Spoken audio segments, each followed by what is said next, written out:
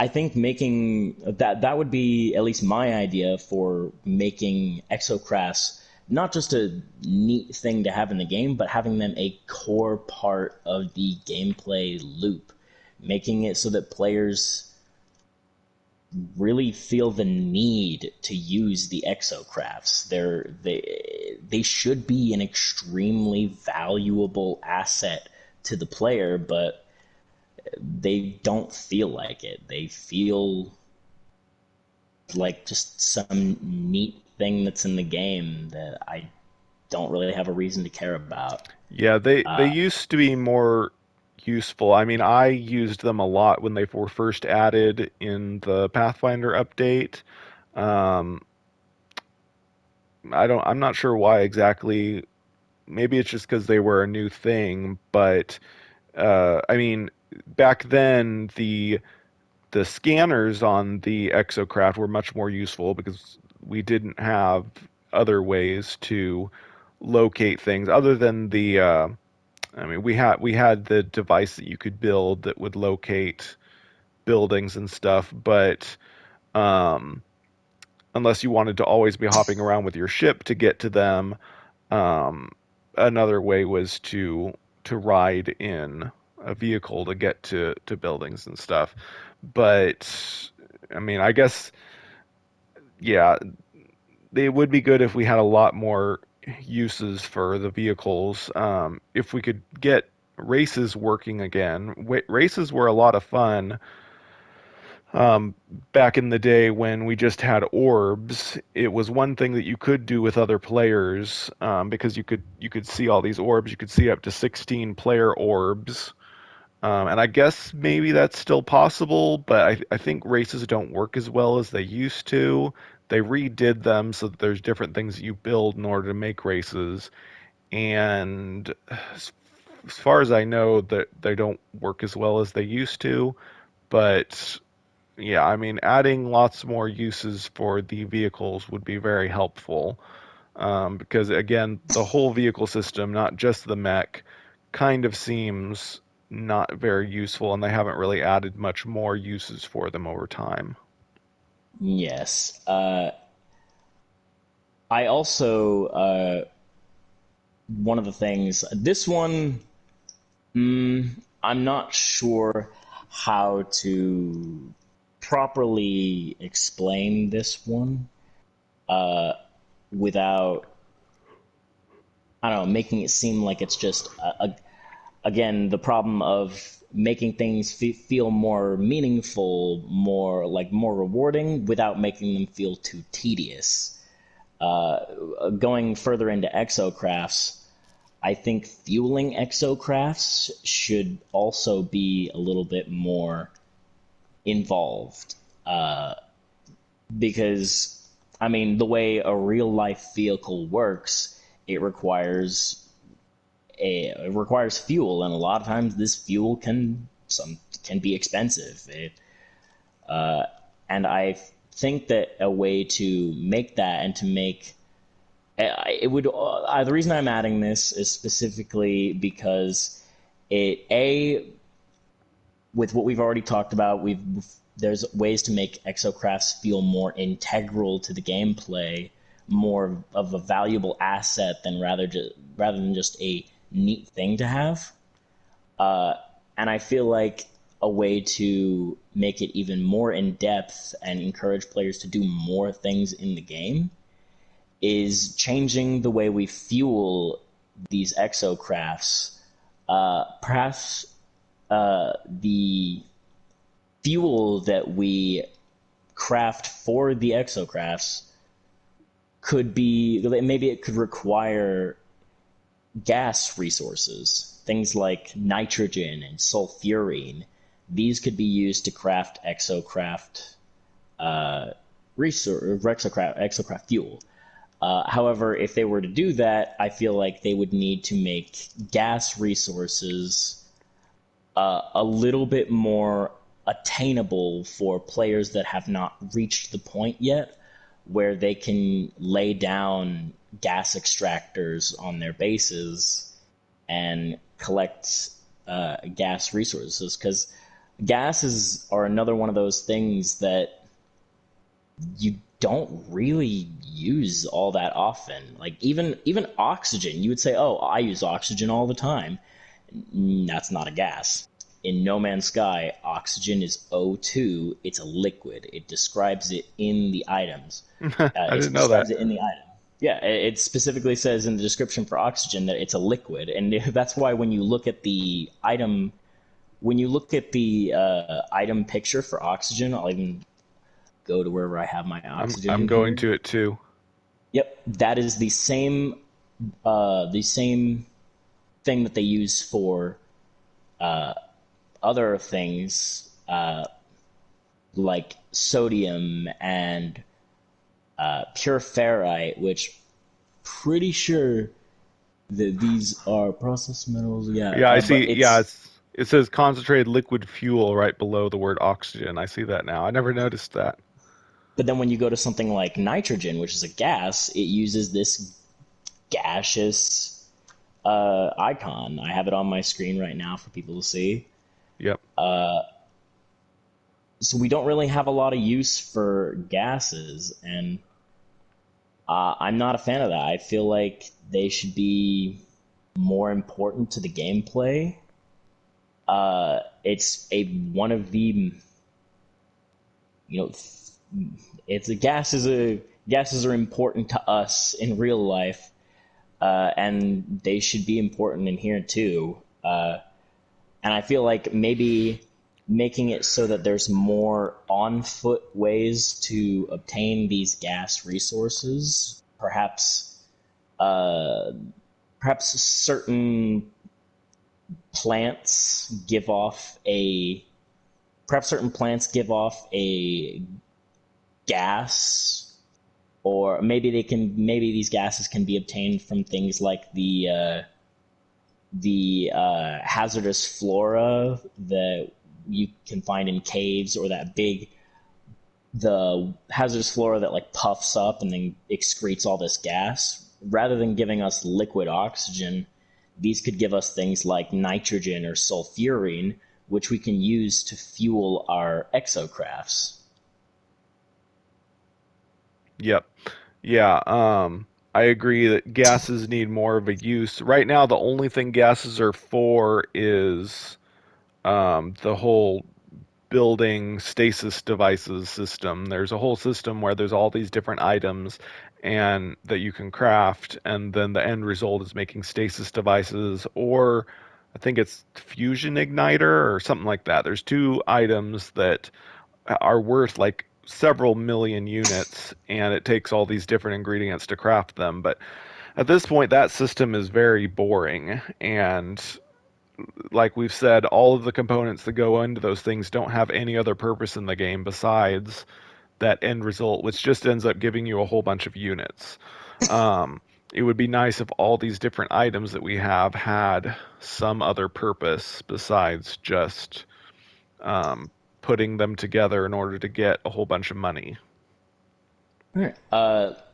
Leading from the gases, uh, I feel like the reason I came up with this idea for using gases is specifically because I wanted to, like I said, I wanted to give gases more of a use in the game and make exocrafts feel more valuable, but not let players just, again, reducing the ease of access without making it too tedious, which is why I wanted to add, like I said, make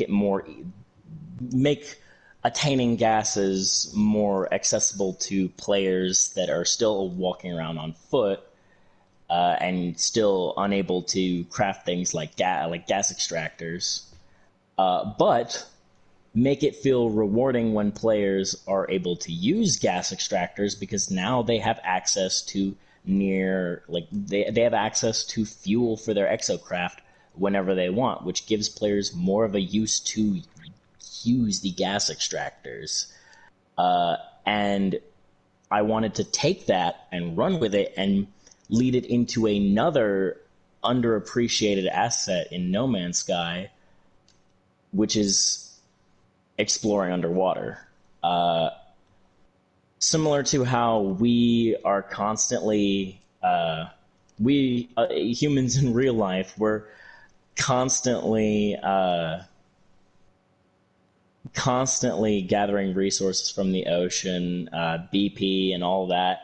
And it gave me the idea, what if, in order to obtain large amounts of these gases, we made these gas deposits that you can discover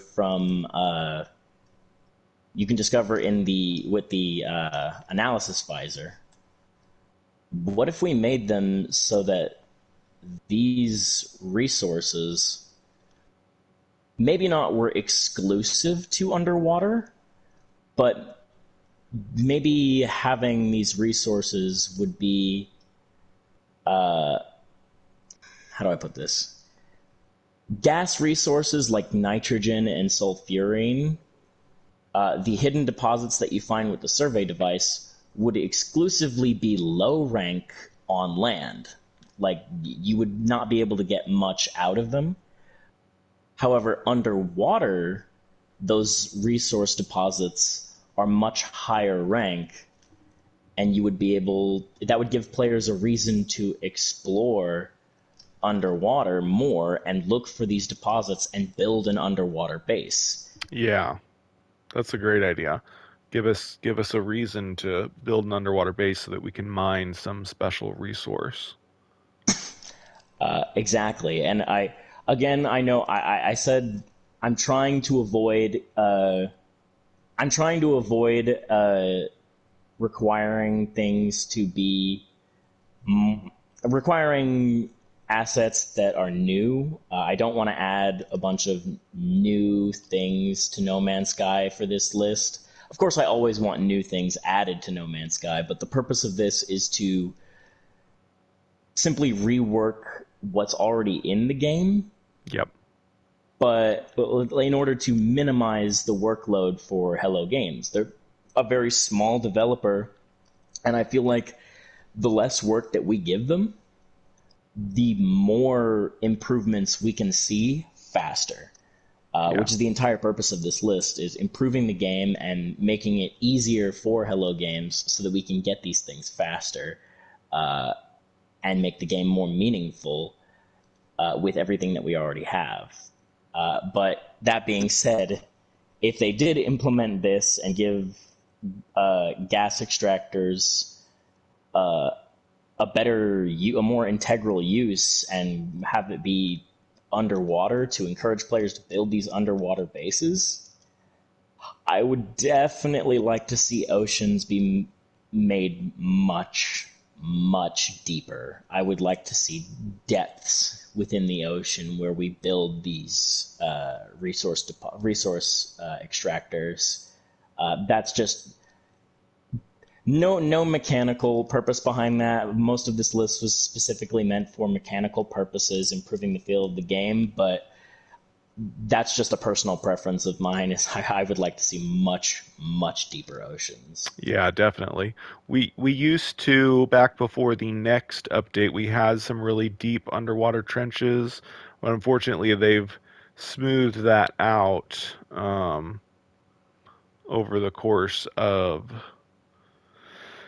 uh well, in the next update they kind of decreased the maximum depth of oceans, and we didn't have the sheer rock walls that went really deep underwater that we used to have. I Yeah, it'd didn't be even know nice. we had those. Yeah, I don't know if I ever recorded it, but I remember playing, and there were like these really steep, like vertical drop offs that you could go way, way down into, but there was nothing down there.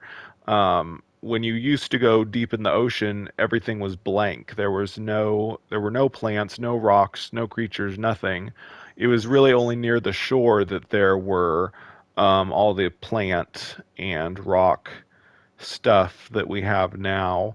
Now all the plants and rocks and stuff are everywhere in the ocean, which is nice, but now we don't have really deep sections with anything else in them. So, That's honestly, hearing that is now even more kind of disappointing to hear because when I first found out in No Man's Sky that you could explore the oceans, I was extremely excited because I have a love for the ocean, but my love for the ocean is specifically because of how absolutely terrifying and daunting it is. The sheer depth and the mystery behind it, wanting to know what's down there. That's what intrigues me about the oceans in real life.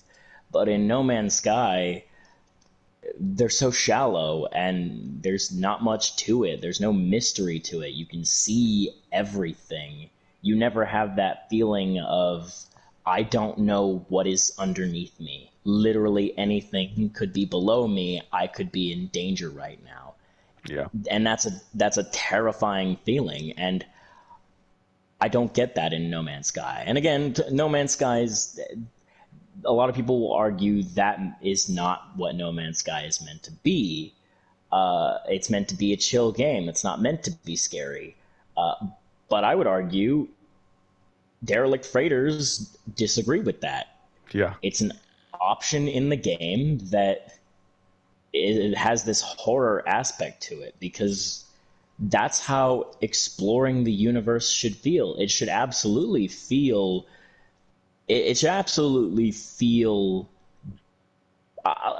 way I put it is in the way No Man's Sky is right now. It heavily leans into the universe is this beautiful place kind of theme. Everything is so exciting. Everything's new, and it makes you want to explore. But the reality of exploration is it's scary. Yeah. It's humans are terrified of the unknown, and Hmm.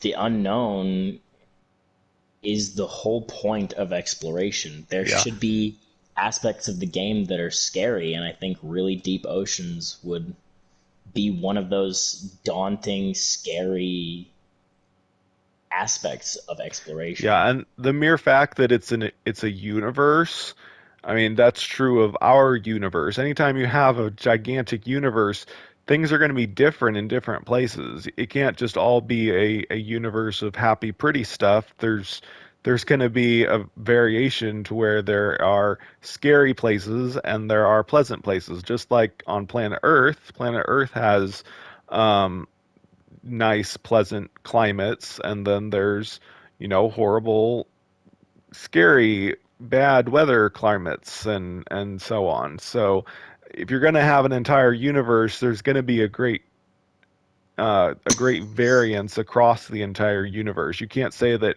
No Man's Sky is just a chill game. I mean, if it's really striving to be maybe not realistic, but an entire universe with um, a believable amount of variety, then you're going to have scary places in addition to the nice places. Absolutely. Special thanks to my monthly supporters: Shell Owens, JSpot51, Shannon and Jeremy, Marquis BS, Meg Payton, Renee McLeod. It's friends like you that motivate me to keep creating.